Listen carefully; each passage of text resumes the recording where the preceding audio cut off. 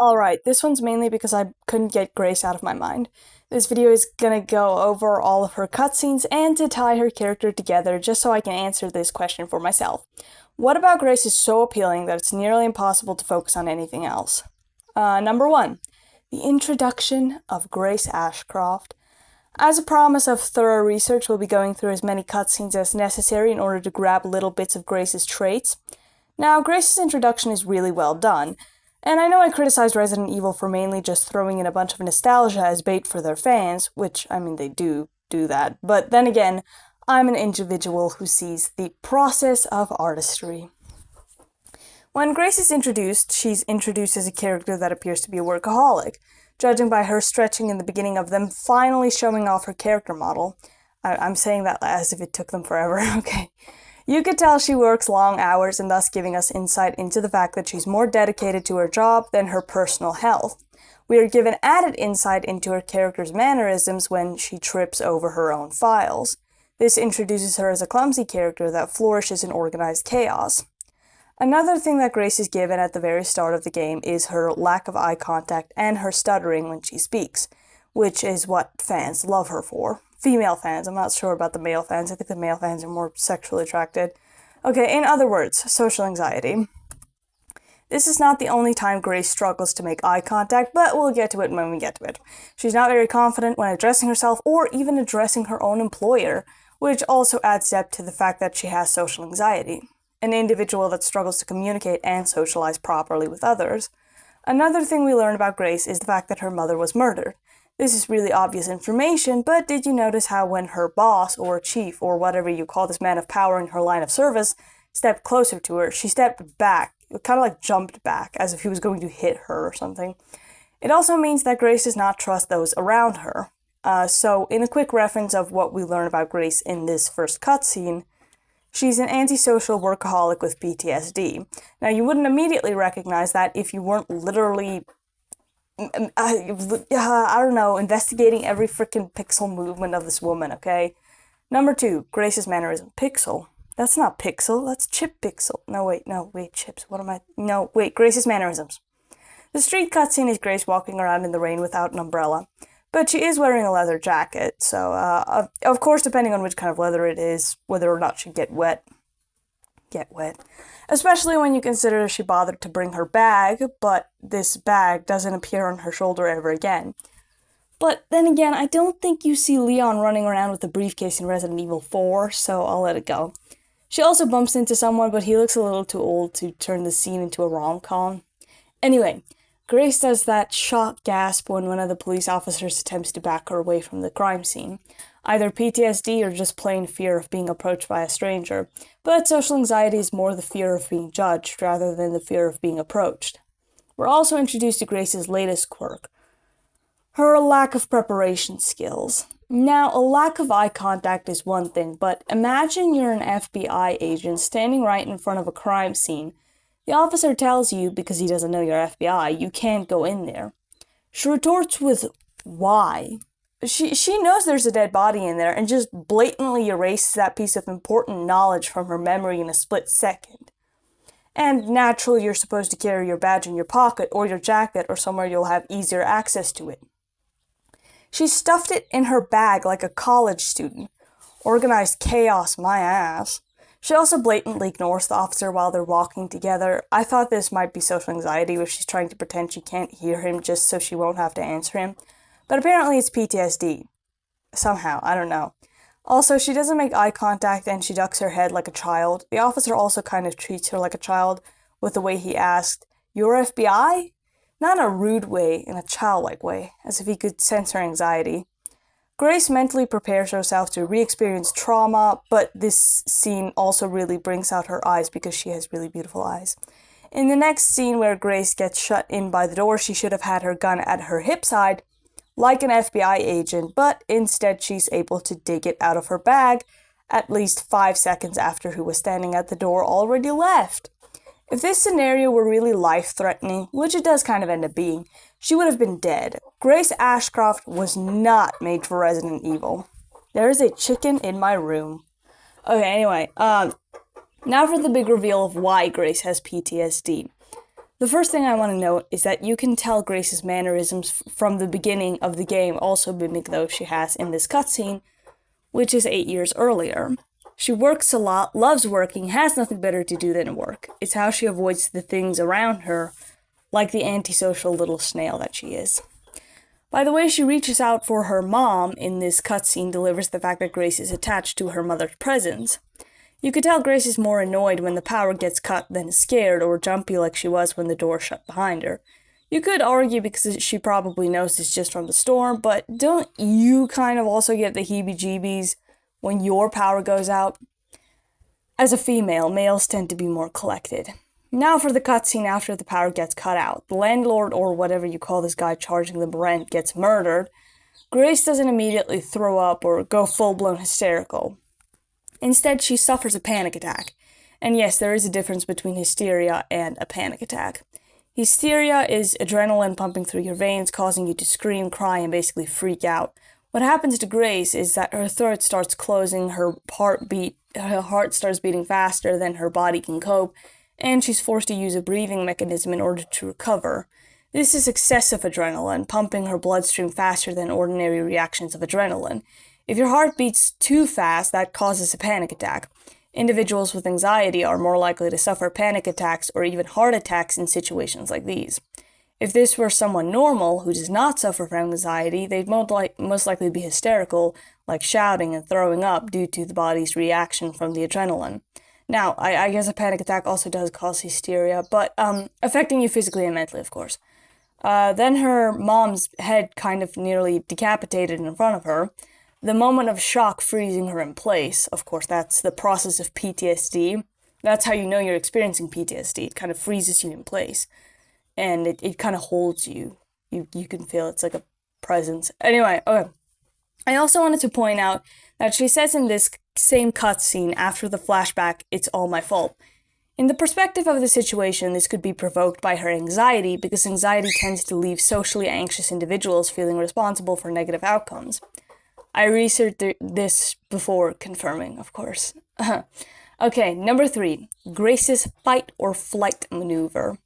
Grace has both PTSD and social anxiety. Grace's reactions are based off of both of those scenarios. When it comes to PTSD, her reactions are based off the intense need to escape the situation. In a fight or flight scenario with social anxiety, her choice is flight and failure. Her shaking is part of the physical reaction from the fear of being in danger. She gets in a situation just like this fight or flight scenario with the very police officer she met outside after retrieving what her mother hid behind a painting. You already know this. This scene results in the officer turning, so when he starts to turn, he then lunges at Grace. She screams, jumps back, and gets caught in the coat thingy. I don't know what you call that, but point is, she would have fired a shot directly at the officer had he not hit the gun out of her hand. The reason I say this is because you do not remove the safety of the gun, which is kind of like a safety lock that prevents you from firing the gun, unless you intend to fire the gun. The gun goes off after it hits the ground, yeah. For somebody like Grace, that's not part of her choice, but for somebody with PTSD and intense social anxiety mixed into that pot, if Grace had the strength, she would have beaten him to death. Okay, now, because her PTSD also produces danger when she's in a fight or flight situation, which is not actually part of social anxiety, because with social anxiety, she would rather run until it results to the brink of where he's pinning her down in a life-threatening scenario. You can hear the anger in her voice when she shoves the police officer back. She pushes him back with strength Grace doesn't usually have. When she picks something up to kind of swat him away, like a stick or something, a broken stick of some sort, this is part of Grace's personality, threatening him in order to prevent the worst, which is then killing him, of course. This social anxiety choosing the flight tactic instead of fight. Grace does not purposefully kill the man, she accidentally does so by holding the broken thing out to, to defend herself with, but then he charges into it like a brain-dead incel, which is what he is, so fair, I guess. That is a loud chicken. Don't mind that. When he pins her down on the windowsill after surviving the previous incident where he, was supposed to die because it went through his brain, but she also develops aggression when she's able to get a piece of glass in her hand. Now, you're probably wondering, like, it's really easy to stab someone's throat. It's actually not. You have a lot of muscle in your throat. It's not just, like, slipping a blade past a vital artery. I have the worst teeth for this. Okay, when Grace enters the room where Victor has been sitting for who even knows how long at this point, she also gasps with the realization there is somebody else in the room, either social anxiety or PTSD, because generally when a normal person notices another person in a room, they don't gasp like that.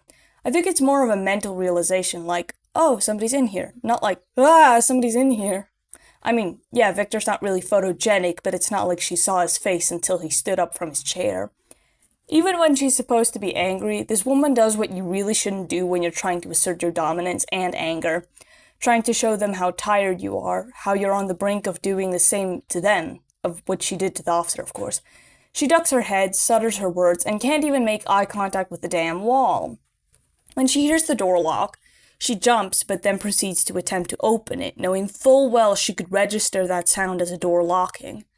This is her fight-or-flight response reaction. She is so desperate to avoid fighting, thus indicating every opportunity that Grace has to make the decision, fight or flight, she chooses flight, even when flight isn't even a proper option. When Gideon starts approaching her, she tries running away from him, which, I mean, yes, this man is a monument, a pillar of pure muscle mass, and he's freaking huge. But again, she had two useless options that would have ended the same way, and she still chose flight. She was given the opportunity of a choice, whether this be social anxiety or part of Grace's personality. She wouldn't have survived this long if it weren't for her PTSD constantly reminding her how dangerous taking chances can be. Okay, number 4. The perks of Grace's quirks. Now, this is basically for some of the things that I really like about Grace. Now, this one is actually interesting because despite a lot of Grace's setbacks, she still remains smart. Workaholics tend to be, especially if you consider she's part of the FBI. Looking at Grace, you really don't see an FBI agent. But resourcefulness does come into view within this cutscene, giving us added layers such as the upsides to what Grace can do.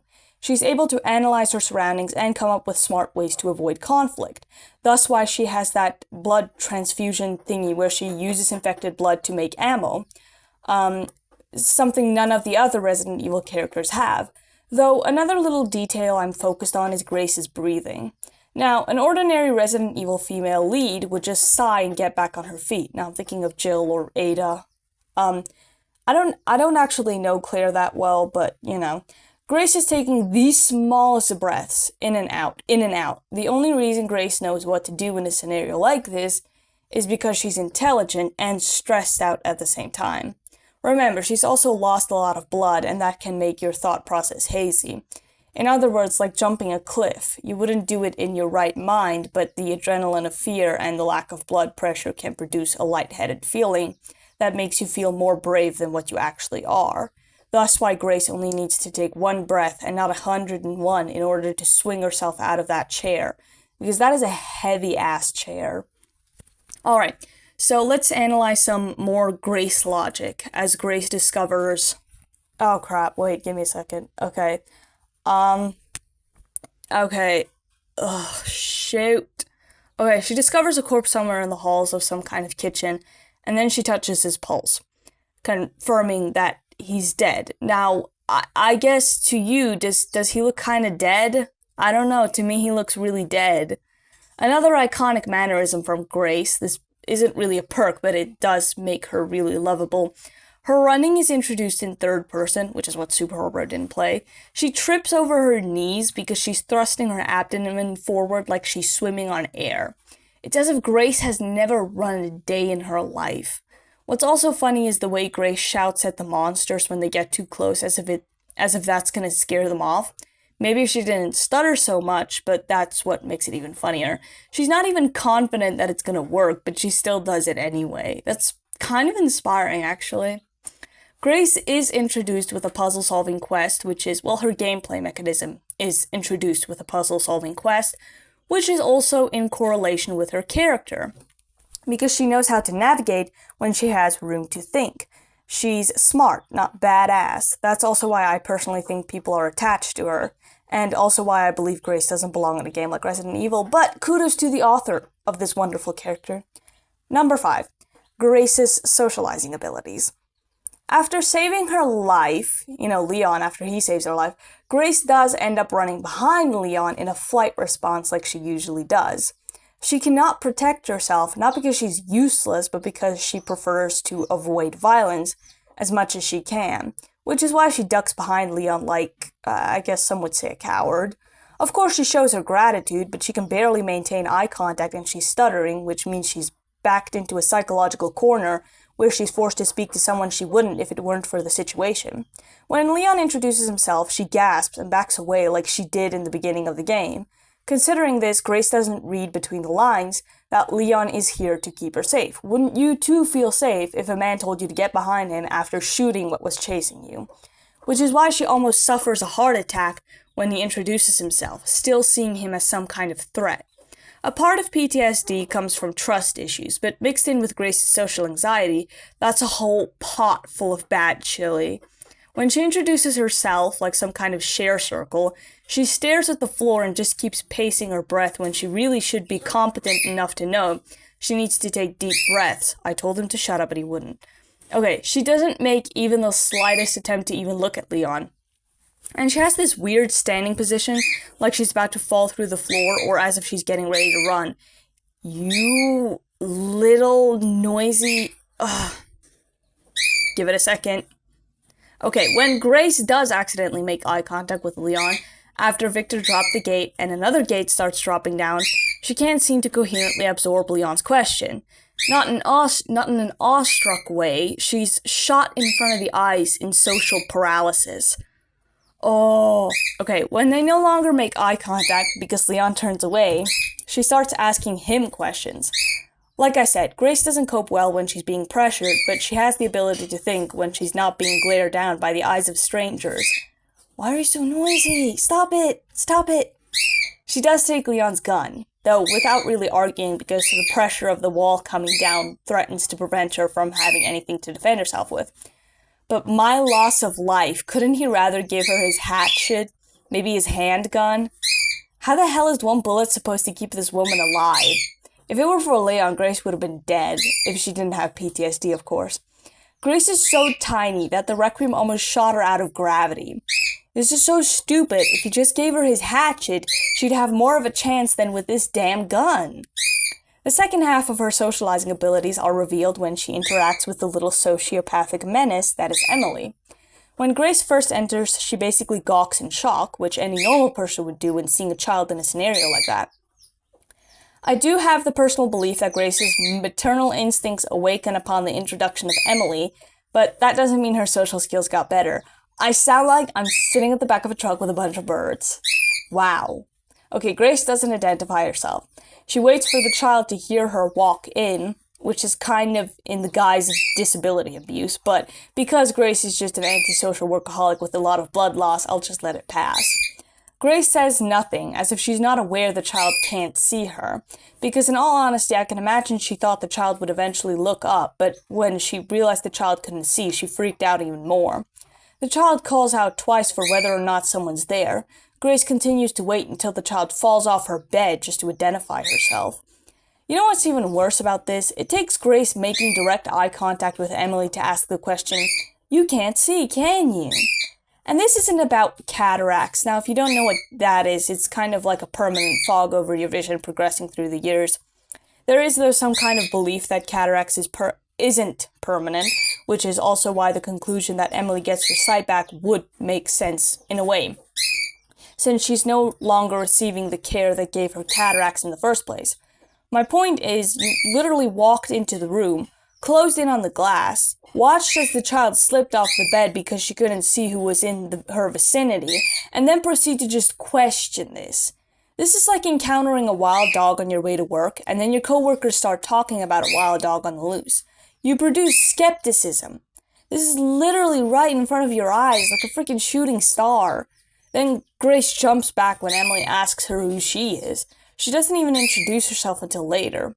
Here she turns away from Emily, breaking eye contact that she attempted to make with a blind child, and then asks Emily a question. Grace asks Emily why she's in the glass chamber, which, fair enough, she did end up being an entity or a zombie or whatever, but the question never gets answered because just like Grace, Emily sucks at socializing and answering a basic question. She could have just responded with, "I don't know," but instead she gives Grace the sociopathic response with a flat-toned voice, saying, "Everyone's gone." Unlike Grace, Emily doesn't stutter. Something's really not psychotically right with Emily, because mind you, she's 10 years old. That is a loud bird. Do not mind the bird. Okay. Hopefully it's not that loud, because it's really loud right now. Okay. Also, there's this scene of this man dying, and the reason I bring this up is how Grace freaks out when he dies. There's a difference between spiraling into a panic when you see someone die in front of you, and the way Grace reacts here. She reacts as if him dying is such a grief despite not knowing who he is, whether or not he's responsible for Emily being in that chamber. This proves anti-socialism doesn't lack empathy nor remorse. This reaction could also have been caused by watching her mother die because Grace was also screaming, "No, no, no, no, no," when her mother died, thus bringing her back to that time. She even apologizes when she takes his things before realizing Emily's still in the room, which is something none of the Resident Evil characters have done before. But then again, I don't think any of the Resident Evil characters apart from Leon and Ethan have ever robbed a corpse either. Her third social interaction is with Dr. Victor Gideon himself. Grace's characteristics stick out with the way she holds the gun, but stutters and stammers like she's the one being held in harm's way. For the first time, I will say something about Grace changed. She stares directly at Victor without shifting her gaze from him. And I think the difference is the gun. When you're holding a gun and your target is standing in front of you, the automatic thing to do is keeping the barrel of the gun aimed at your target. The thing that leaves Grace stuttering once again isn't fear, it's anxiety. The reason I know is because anxiety mixed with fear creates that stutter that we love Grace for. It also creates her clumsiness. However, fear in itself creates an inner exhaustion that can bring the human psyche to the brink of rage, which is why Leon has more dominance than Grace. He's experienced true fear throughout his entire life. He's experienced it so much so that he doesn't even see it as fear. He sees the adrenaline behind the fear, and he abuses that adrenaline. Although I don't think he experiences fear throughout this playthrough, so I don't know. Grace continues to submit to the one in front of her because of social anxiety, making her submissive to those around her because, again, she doesn't want to be responsible for negative results, even when it means killing someone who meant to kill her as well. Oh, finally you're quiet. That's so sweet of you. Okay, but anyway, because Grace has PTSD, she's able to react faster, and that's what's keeping her alive, as I stated previously. Now you can kind of see that Grace is slightly hesitating with the gun while Gideon steps closer, because he's approaching her slower than what her boss, Leon, and the previous police officer did. It doesn't trigger Grace's PTSD. It's almost like a calming tactic that makes it feel as though he means her no harm, so she shall cause him no harm.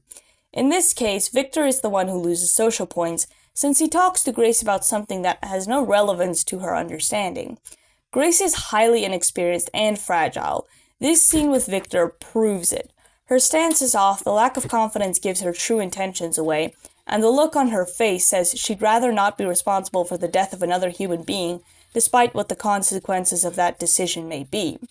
Guilt doesn't come from PTSD, it comes from social anxiety, the pressure of avoiding humiliation.